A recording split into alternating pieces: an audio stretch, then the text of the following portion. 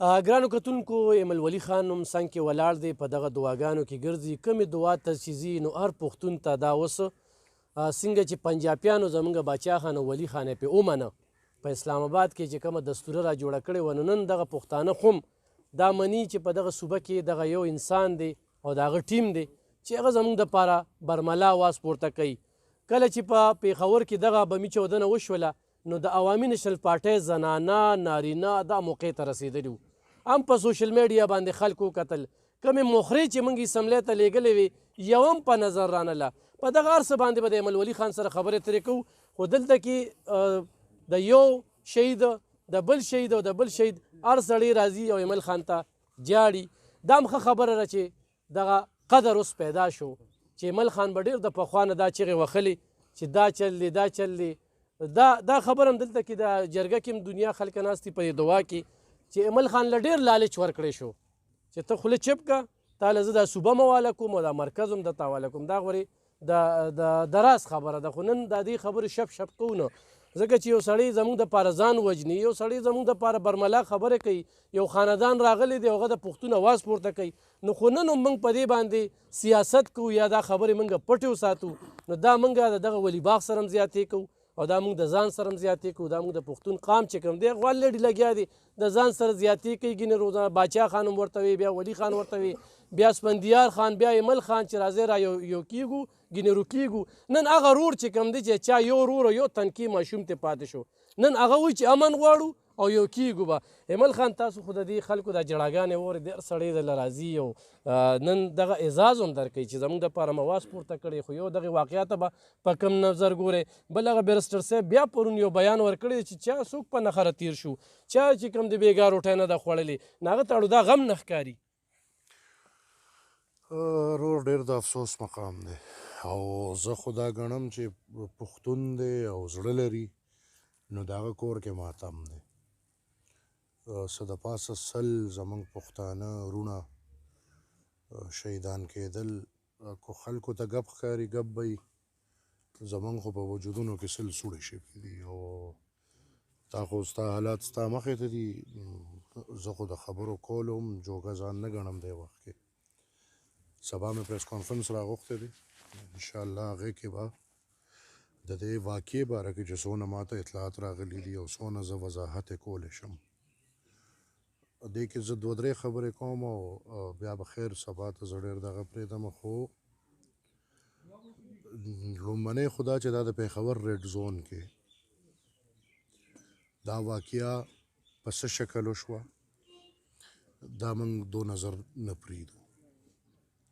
کوم ځای کې چې واقعه وشوه دغه ځای ته د عام انسان رسایي ناممکنه ده دغه ځای ته د یو اسپایي یو اولدار یو تاڼهدار یو ډي ایس پي رسایي د چیکینګ نه بغیر ناممکنه ده او موږ دا ګڼو که چېرې دا خودکش دی نو هم چې سی سی پی او صاحب وایي چې دا یو سرکاري ګاډي کې ننوتی دی نو زما एकदम مشغوله دا خبره راځي چې دا به یو داسې سرکاري ګاډي کې ننوتي چې هغه ته به باقاعده په دغه ګیټ کې دا امیونټي حاصلي چې د هغه د په ګیټ کې تالاشي ونه شي او د هغه ګاډي د لیږ دننه شي دویم چې زه دې واقعې ته په کم نظر ګورم زه نه پوهېږم خو ما ته دا خودکش نه ښکاري ځکه چې تر دې دمه پورې موږ یو خودکش حمله هم داسې ونه لیده چې هغه د دونه لوی بلډینګ راوغورځوي د آی جي دا بیان چې مواد په یو ځل نه دی ننوتی دا په مختلف ذریعو په مختلف وختونو کې ننوتی دی دا بیان هم دغې اړخ ته داسې یو نشاندهي کوي ځکه که چېرې خودکش ننوځي نو هغه خپل جیکټ سره ننوځي او هغه کاروایي کوي ډېر زیات لوپ هولز دي زه بذات خود وړم جاړي زما نه چې زه دا ګڼم چې زما د ټولې پارټۍ ډه جاړي په دې موقع به زه تش دون ووایم چې ډېر لوی د غم مقام دی خو زموږ د پښتونخوا پولیس زموږ فخر دی او هغه فخر زموږ په دې دی چې دوی ټول عمر زمونږ د قام حفاظت کړی دی د خپلو سرونو په سودا. موږ وکتل د دهشتګردۍ د لهر چې کله هم راشي نو بیا زمونږ ډېرې ښې ادارې زمونږ په کار نه راځي. دا یو پولیس فورس دی چې دا زمونږ په کار راځي او زه نن دا ګڼم چې د پولیس فورس مورایل ماتولو دپاره څنګه چې تاسو کتل چې افغانستان کې د عسکر مورایل مات کړ نو افغانستان یې قبضه کړ. زه دا ګڼم چې دلته د پولیس فورس د حوصلې ماتولو دپاره دا ټولې کاروایانې کیږي خو پښتون قوم هر نر هر ځوان هر پیغله هره زنانه خپل پولیس سره ولاړه ده. موږ په دې وخت کې دا یو اواز کوو چې پولیس او ولس یو دی. موږ د دهشتګرد پر ضد به انشاءالله هر حده پورې خپله خبره کوو.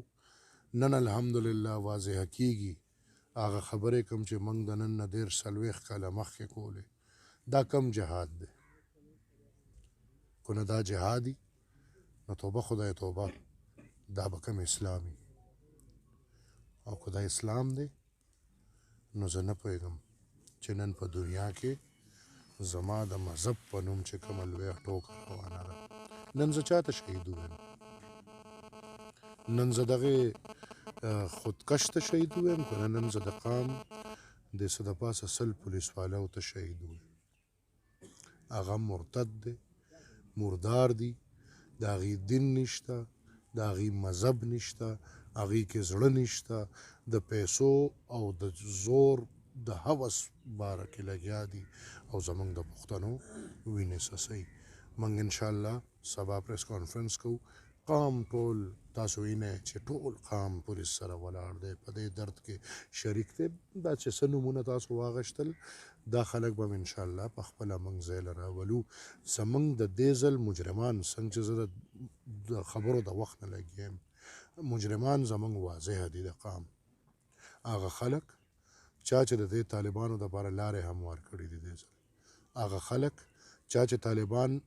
د جیلونو نه رها کړي دي، هغه خلک چا چې د پیسو یا د سیاسي هوس دپاره طالبان روستي دي او دلته یې کېنولي دي، هغه خلک نن واضحه دي. قام ته به انشاءالله نور هم واضحه کوو او مزید لایمل به زه سبا اعلان کوم. ایمل خان د پښتنو په کورونو کې ماتم دی په سوشل میډیا چې وګورئ نو دا خلکو کره خوشحالي ده. هغوی وایي یاره دا بمي چودنې بیا رالي زمونږ په ټیم کې امن و چونکې 2019 نه دا سلسله روانه ده. تاسو په دې باندې بار بار آواز هم پورته کړی. دوی چې دا کومه خبره کوي چې یاره دا د نیشنل پارټۍ په حکومت کې موږ جنازې وچتولې او دغه د بیا چې کم دی نو لاره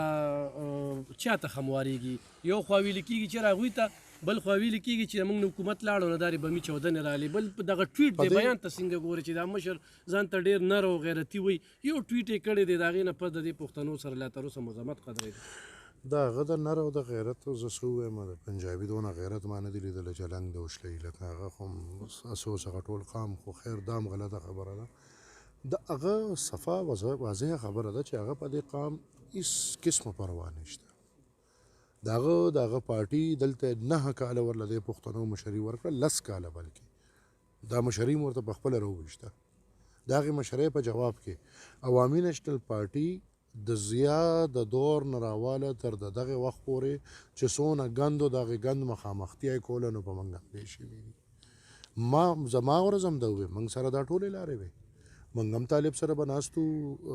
همدغه سرکاري پیسې دي دې هم ورکړی، موږ به هم ورکړی وې، د قام په سر به هم سودا کړې وه او ښه په ارام به ناستو. خو نه، موږ ته هغه شی بېکارتیا ښکارېده او موږ ته هغه بېغیرتي ښکارېده. موږ د هغې په ځای د غیرت په لاره روان شو او موږ دغه دهشتګرد ته سترګو کې سترګې واچولې او موږ ورته وویل چې دا قام موږ تاسو ته دهشتګردو ته نه پرېږدو. د هغې په جواب کې ما څه د پاسه د زرو زما پارټۍ څه د پاسه د زرو لیډرانو ورکرانو قرباني ورکړه. د هغې قربانۍ په نتیجه کې په دې خاوره امن راغی او چې په دې خاوره زموږ د قربانۍ په نتیجه کې امن راغی نو پوج کلک زور زما منډیټ واغشتل شو او هغه عمران ته حواله کړی شو او هغه منډیټ هم که تاسو یاد شي نو د طالبانو په وینا حواله کړی شو. چې دا څونه وخت نه لګیم چې پی ټي آی او ټي ټي پي دا یو وجود دی، یو سیاسي وینګ دی، بل تشدد والا وینګ دی. څنګه چې فوج او آی ایس آی دغسې زه دا ګڼم چې ټي ټي پی او پی ټي آی دا یو وجود دی د یو بل له وخت په وخت کارونه کړي دي د پی ټي آی په حکومت پر راتلو کې د ټي ټي پی پوره کردار او د ټي ټي پی په واپس ریسیټلمنټ کې دلته واپس راوستو کې دلته ورله سیف هیونز ورکولو کې د پی ټي آی پوره کردار او زه دا ګڼم چې د هغې کردار په نتیجه کې نن یو وارې بیا ماحول خرابېږي او روان الیکشن به سبوټاج کېږي په اوچ کلک زور عمده حالت جوړیږي د چا لاره نیولې کېږي زما وجه دا ده چې زه د دهشت پر ضد د امن خبره کوم نور تاسو وګورئ په دې خاوره کې د دنیا سیاسي ګوندونه دي ما سره اتحاد کې ناست دي زما خلاف دي کومه پارټي تاسو دایې چې هغه راپاسي او هغه دونه پرزور ګنې د علماو یو رجسټرډ پارټي ده زما خو په دې وخت مره دغه خلکو نه ده دغه علماو نه ده علماء کرام نه ده علماء حق نه ده د ملایانو نه ده چې بھائی تاسو راپاسئ کم سے کم چې د دغه مذهب د کم مذهب چې تاسو لګیاي ټیکهداري کوئ د کم مذهب په نوم چې تاسو لګیاي ځان له روټۍ ګټئ کم سے کم د هغې مذهب تشریح خو د انسان ته وکړئ که نه آیا دا فدایي ده آیا دا په اسلام کې روا دي جهاد روا دی بغیر دینه په مسلمان په جماعت کې دننه دا یو قسمه جهاد نه دی زه افسوس سره وایم دا هغه مایند سیټ دی کوم چې د امریکې د ډالرو او د امریکې په سوچ راغلی دی او پښتونخوا مې په لر او بر وطن کې تباه او برباد ملولي خان صاحب دا راته ووایه چې د خیبر پښتونخوا پخوانی وزیر اعلی د هغه ترجمان یو ذمهوار کس په میډیا باندې برملا وایي او هغه بینډ تنظیمونه یادوي چې د هغې سره خپل ریلیشن ظاهروي او هغه سرکاري وسایل د عوامو وسایل دغه استعمالول به نو آیا دغه خلکو خلاف څه قانوني کاروي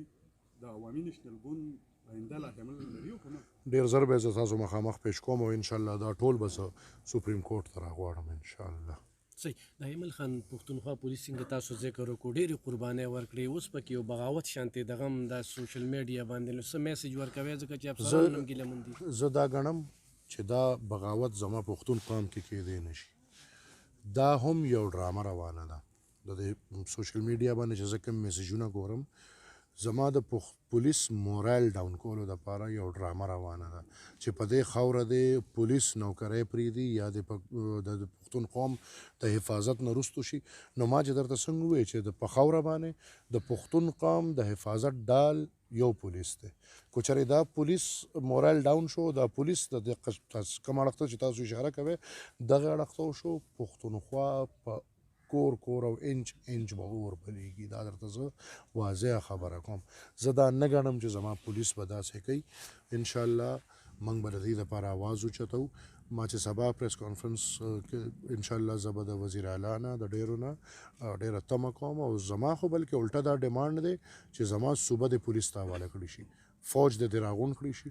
فوج ته د خپل کار حواله کړي شي فوج د بارډرو ته ولېږلی شي فوج د بارکو ته ولېږلی شي فوج د زما د ملک په بارډرو باندې حفاظت وکړي زما صوبه دی 100% پولیس والاو ته حواله کړي شي او انشاءالله زه دا اینم چې زما په پولیس کې دا دم شته چې دوی څنګه پخوا د پښتنو حفاظت د خپل سر په قیمت کړی دی داسې به یې کوي انشاءالله یو سوال کوم مایند سیټ خبره تاسو وکړه دلته پښتون خاص کر خیر شوی دی مایند سیټ لپاره په هغه عسکري وینګ کې یا مذهبي وینګ کې دی دې خلاف تاسو سوچ لرئ مطلب مین شی دا داسې کار دی رور چې د دهشتګرد خلاف زما یو سوچ دی او هغه دا دی چې د ده سره دی د آئین د لاندې چې څه طریقې کار دی د هغه د کاروایي وشي بیا یو ښکاره نیشنل اکشن پلان پروت دی زه موږ بار ته چغې وو چې بھائی دهشتګرد کې ښه نشته خراب نشته دهشتګرد دی ما چېرته په دنیا کې دا تعارف تش په پاکستان کې وره دی چې دا ښه دهشتګرد دی او دا خراب دهشتګرد دی د دهشتګرد دغه نشته او د دهشتګرد سره چې څونه په سخته زما ریاست نپټاوی دی شي پکار دی چې نپټاو شي